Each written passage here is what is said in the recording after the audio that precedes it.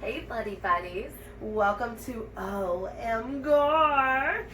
So as you can see, we are in our shed. Now it's not done, so don't judge us. We are in the process of getting a backdrop. We're going to have some really cool pictures up here, things like that. So this is just kind of our quick fix in the meantime. But we promised you guys a video by Sunday, and we want to stick to our word. So I promise you it'll be more aesthetically pleasing next time. Don't hold this against us. Yeah. We're going to do better. We did our best. So, today we're going to be talking about one of both of our favorite true crime stories. Now, with this story, we wanted to kind of handle this carefully because we have so much respect for the survivors, the victims, and their families. So, we tried to handle this as respectfully as we could, but this is, like I said, one of our favorite stories, and it's the Columbine Massacre. So we're just going to kind of go over some information, talk about it. Again, we're not going to be able to touch on everything because this is one of those true crime stories that you could literally spend years researching and still find more. So there's a lot out there, but we're going to cover what we can for you today. Absolutely, and we're going to try to tread lightly, like she said, so that we don't want to offend any of the survivors, any family of the victims. Exactly. So there's just some things that you're going to have to take your own creative thought with. Mm-hmm. There's some things that we just can't talk about. So, and Google is a wonderful tool. So absolutely, depending on what kind of information you're looking for. But so like I said, basically we're going to go over a lot of the details. Some stuff is, you know, I'm a horror fanatic and I didn't know, so I think it'll be really interesting for everybody. But basically, with Columbine, if you're not familiar with it and you've been living under a rock, it was a massacre that happened at a school. These two kids murdered 12 students, one teacher, injured 24 others, and then killed themselves.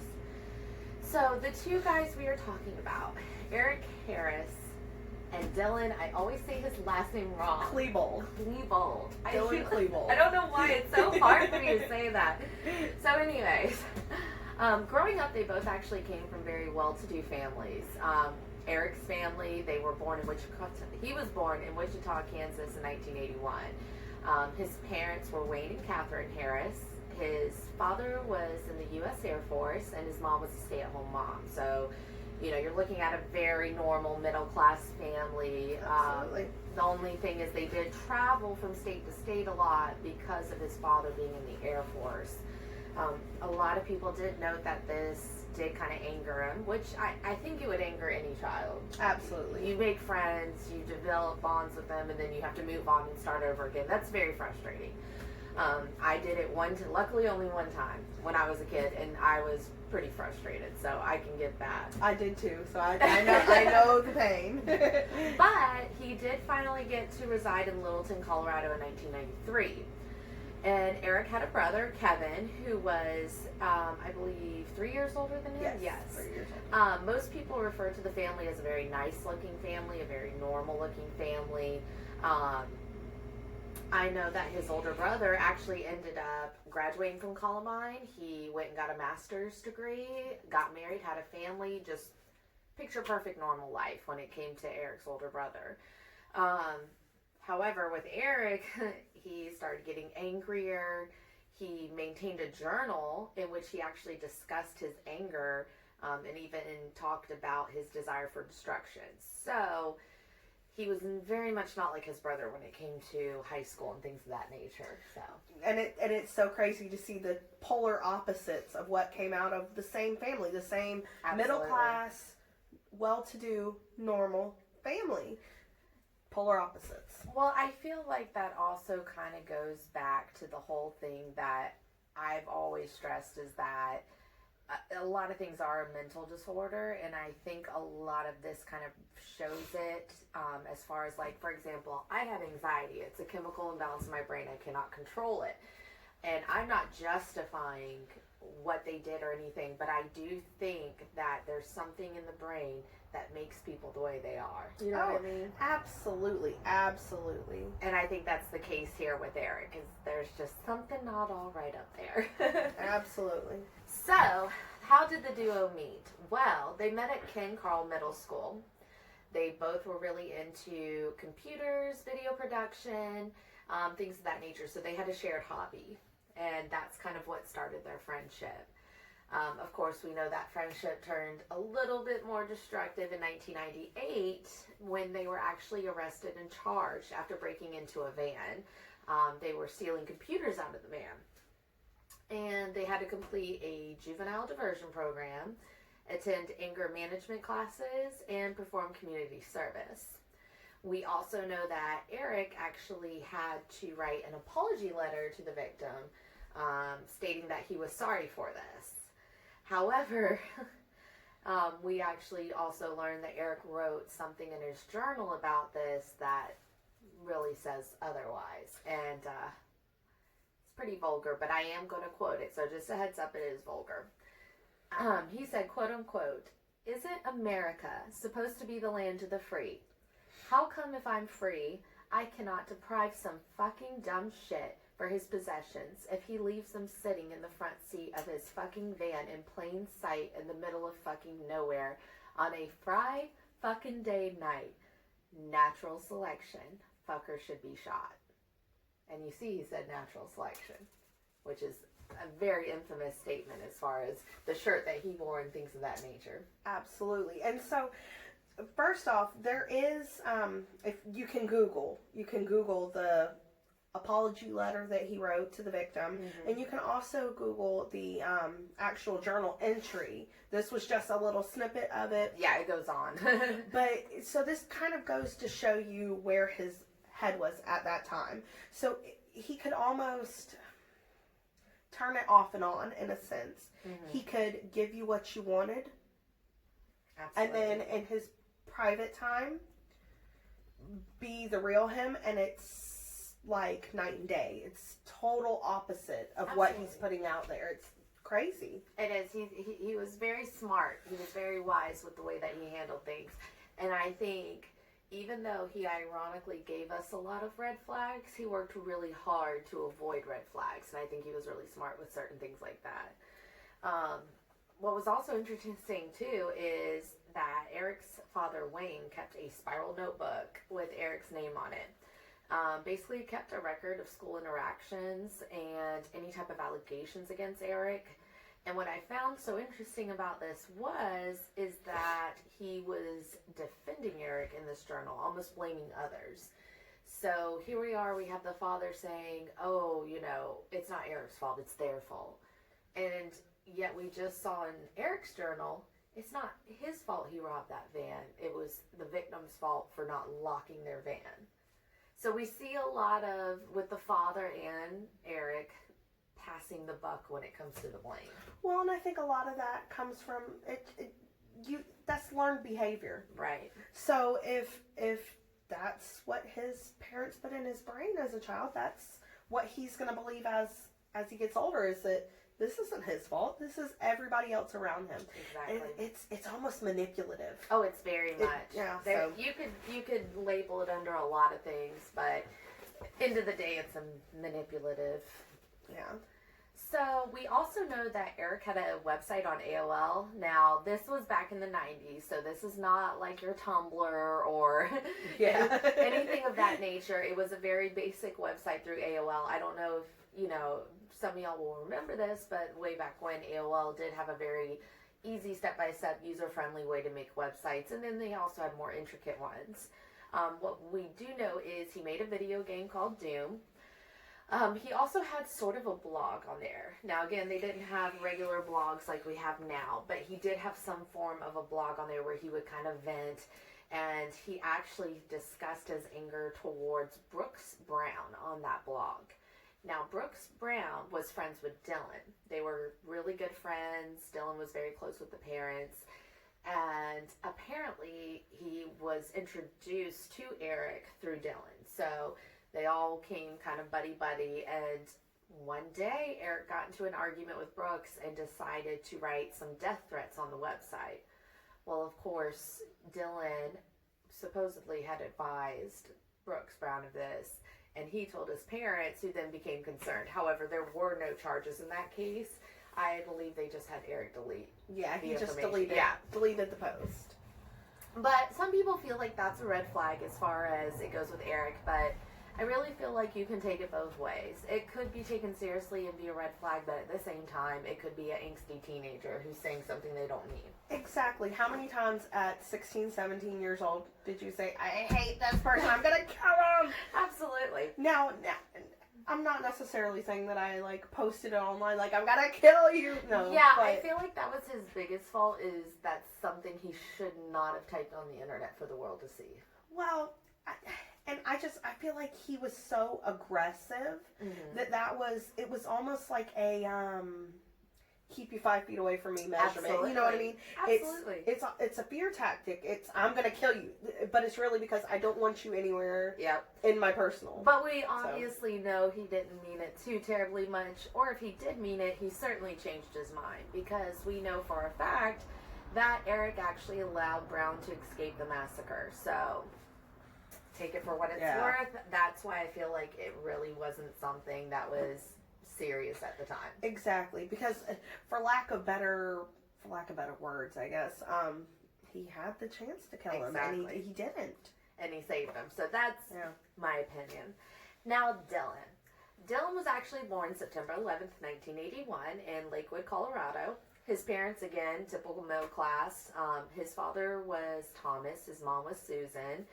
He had an older brother as well, Byron, who attempted confirmation classes in accordance with the Lutheran tradition, as his parents were devout Lutherans. So we've got a wholesome, religious family, middle class. I mean, they came from wonderful families. Yeah, absolutely, absolutely. And I found it kind of interesting because I do, with a lot of the true crime stories, feel like usually you look back at something and you see, some sort of either, hereditary thing, or you see some form of abuse or some form of stress, something. But some traumatic issues. Yes, they didn't have poverty. There was no signs of any sort of abuse. It was your typical wholesome American family, and then out came these two guys.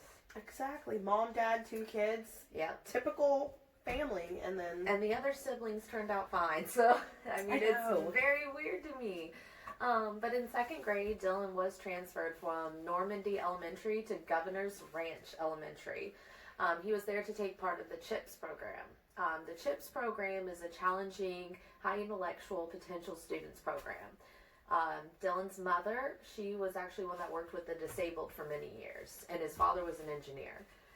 And that always bothered me, that his mom worked with the disabled, and I think one of the saddest things about Columbine is one of the victims was disabled, and I found that very disturbing, gut-wrenching that he saw his mother work with the disabled, and then to take one's life, that was one of the hardest pills to swallow about this story to me.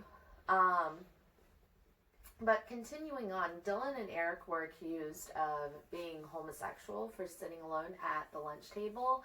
So I feel like that was kind of another red flag listing. Now, obviously not a red flag of their actions, but more so of, okay, this might have caused them a lot more anger to get to that point where they snapped.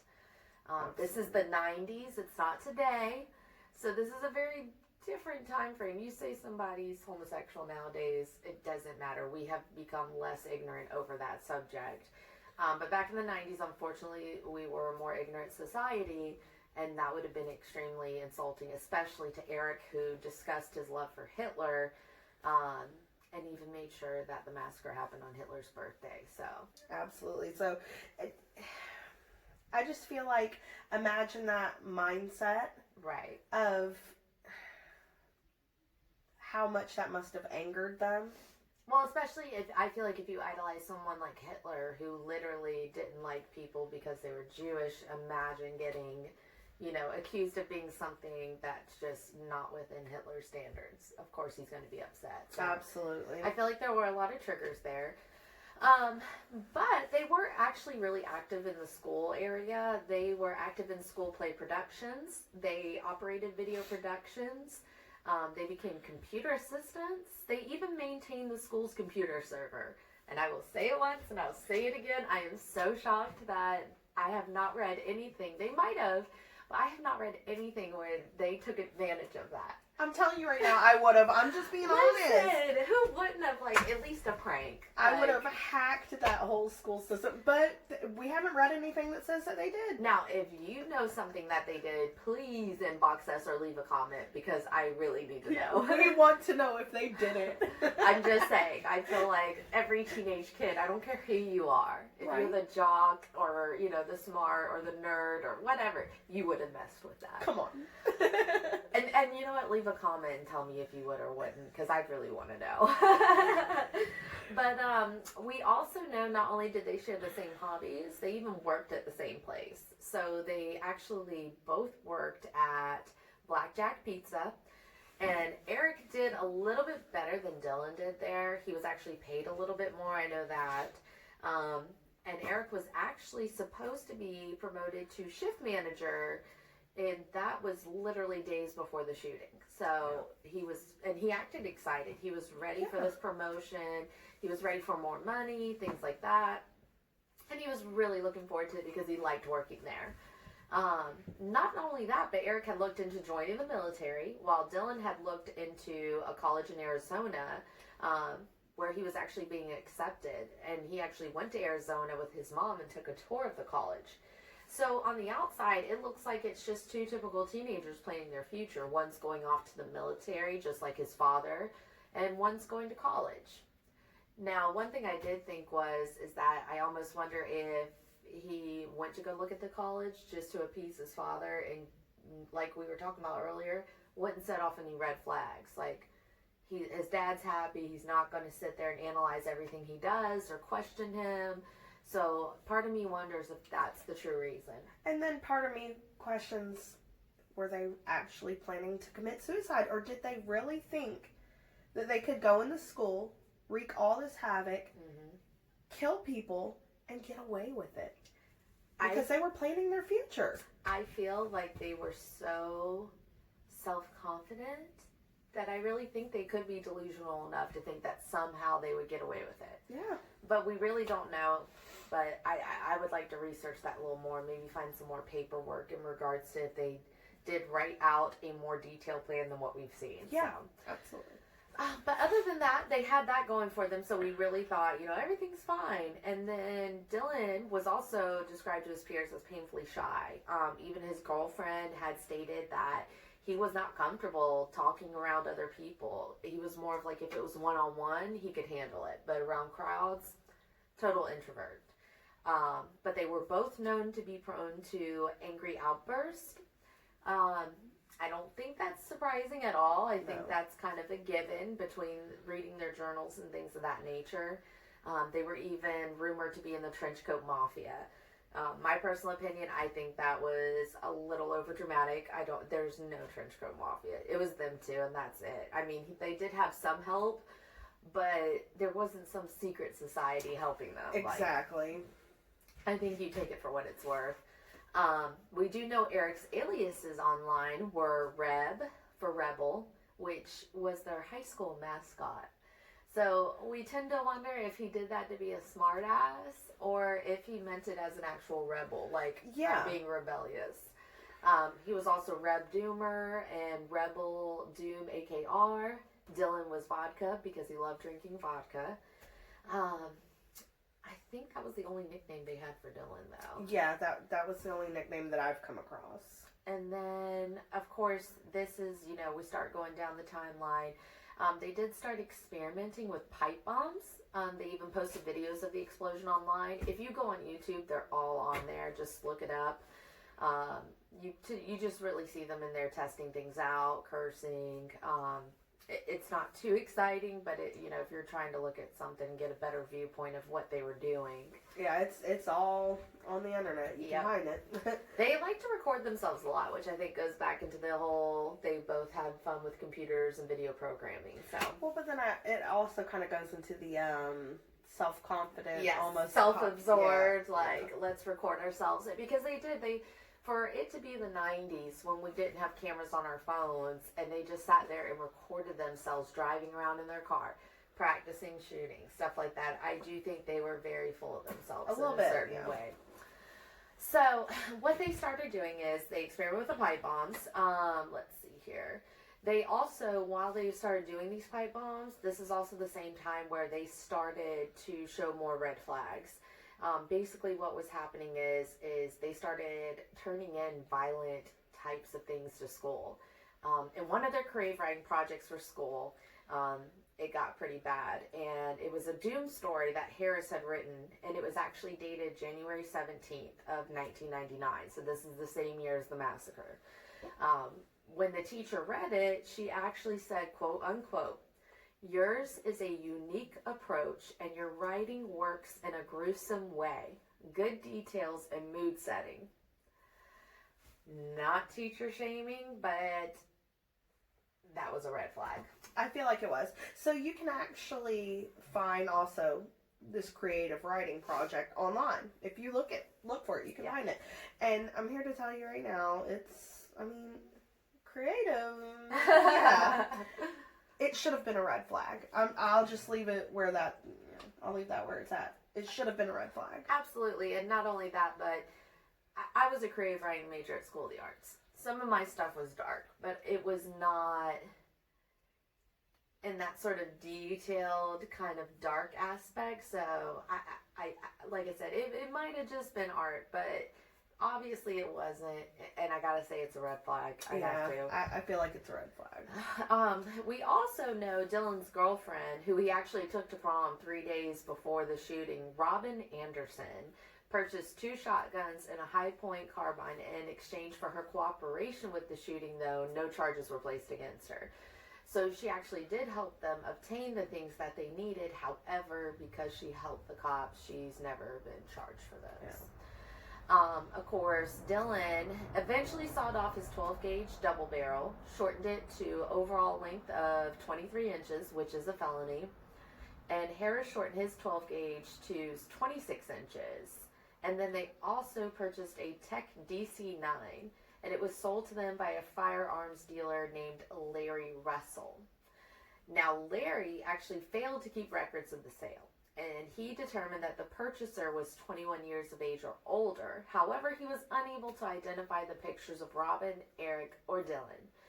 So, of course, we come to find out 2 men named Mark Maines and Philip Duran were convicted of supplying the weapons. We don't really know much else about these 2 guys. It's just kind of like, yeah, they helped and that's it. I have not found any other background on them or how they knew the boys. It's very vague. So I think after all this happened, it just went kind of under the rug type thing. Yeah. So we don't know much else about them. We do know the pipe bombs were made from carbon dioxide canisters, galvanized pipe, and metal propane bottles. And then the bombs were primed with matches placed at one end. Kind of scary. Yeah. And I can't help but wonder, like, how are they sneakishly doing this without anybody walking in on them? My nosy parents would have been like, "Knock, knock, knock. What the hell are you doing?" Exactly. It too much free time. I don't know. They were given too much freedom. That's the only thing I think so too.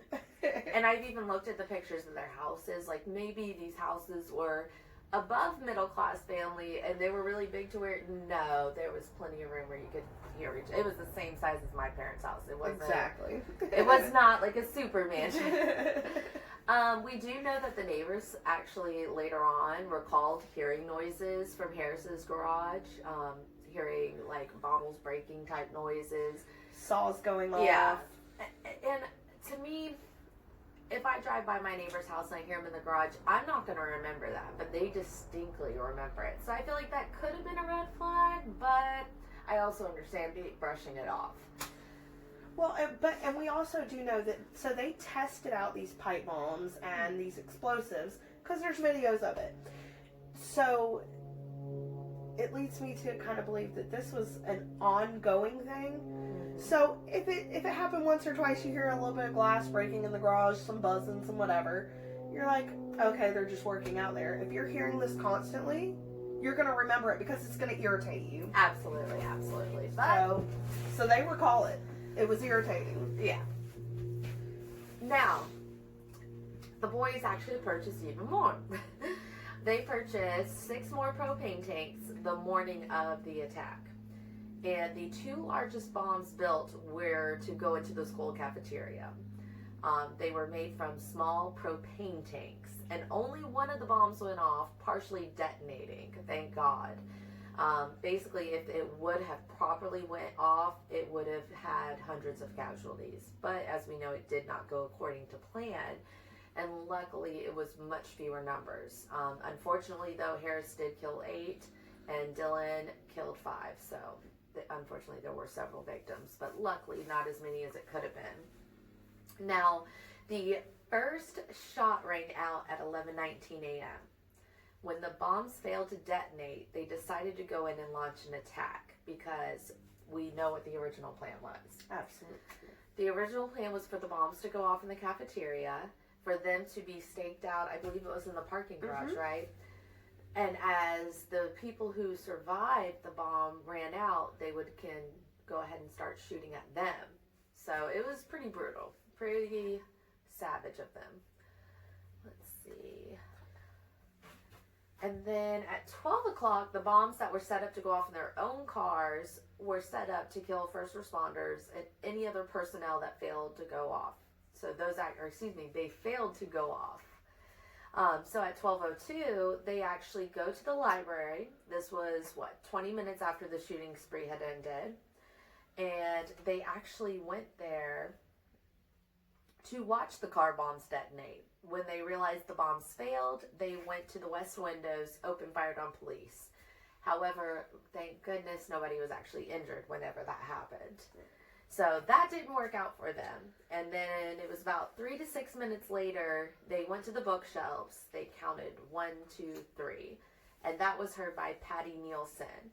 And she states that that's when she heard the gunshots go off. According to the records, Harris fired a shotgun through the roof of his mouth, and Dylan shot himself through the left temple with a Tech 9.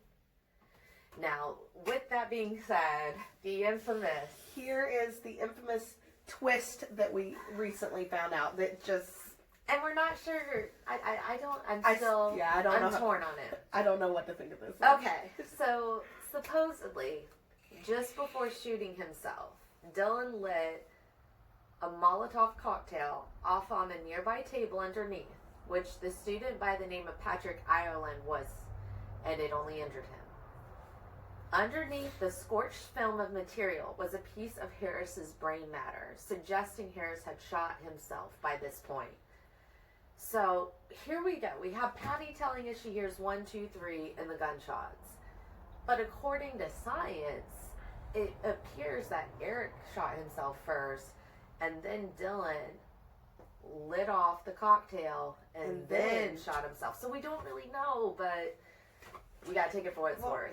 Well, and so I feel like this can kind of twist a few ways. So I feel like it might have been that right before they did their 1, 2, 3 count, maybe he lit the Molotov cocktail, and it just didn't go off until after they had already killed themselves. That's true too, because obviously they're not professionals. We saw what happened in the cafeteria. Exactly, their bombs couldn't go off. Thank God.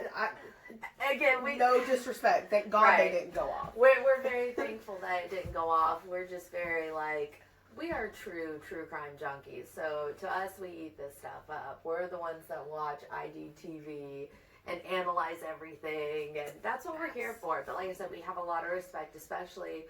I watched We Are Columbine, and I recommend you all watch it. I think it was on Hulu.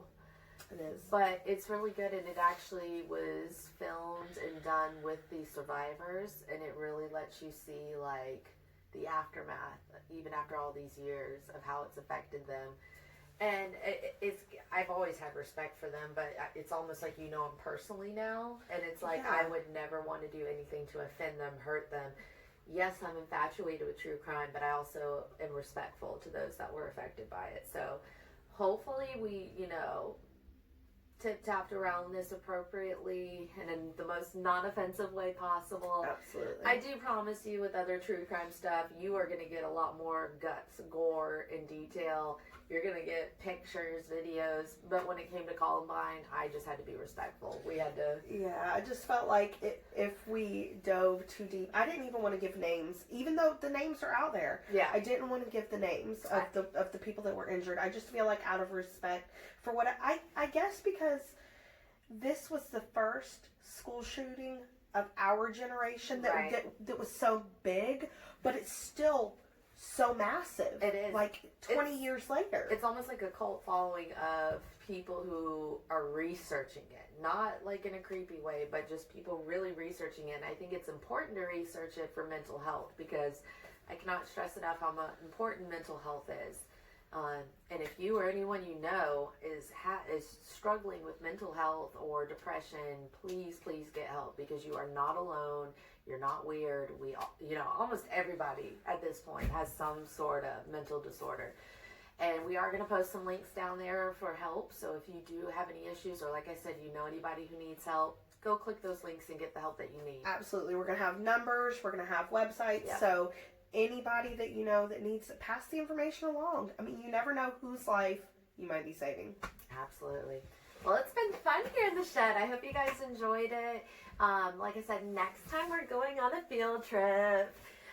We are amplifying our supplies. We're getting better camera. We're getting better lighting. Like I said, we are not professionals. We're doing this for fun. We're just here for fun. But you're gonna see some creepy and exciting things coming up. I'm like excited and scared for this weekend. Oh, I'm ready. I'm ready. I want to get dragged by my ponytail by a demon. I'm gonna record. I'm just kidding.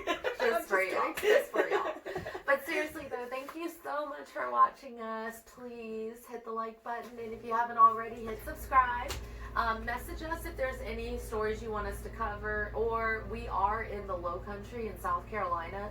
So if you know of any hauntings that you want us to go to, just message us. We will go. Like, no lie. Absolutely. In this area, in Savannah, in Charleston. We're willing to travel, just, not too far. You let us know and we will do what we can. That's right. But other than that, you better stay tuned because like I said, this coming weekend, we are going on a field trip, bitches, and you're coming with us.